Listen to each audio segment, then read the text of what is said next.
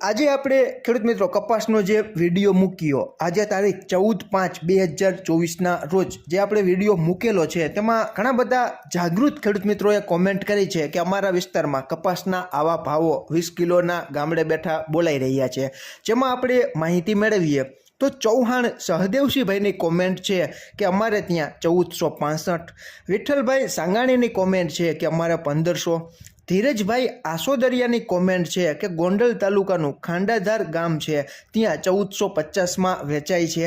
આ ઉપરાંત મોરબી જિલ્લાના વાંકાનેર તાલુકાના અરણી ટીંબા ગામેથી નિઝામભાઈ બાદીની કોમેન્ટ છે કે 1550માં વેચેલ છે।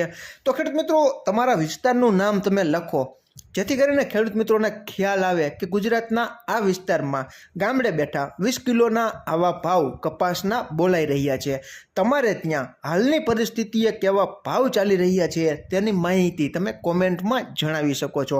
ફરી જ મળશું નવી જ માહિતી લઈને નવા જ આવનારા વિડીયોમાં। ત્યાં સુધી આપ જોડાયેલા રહો।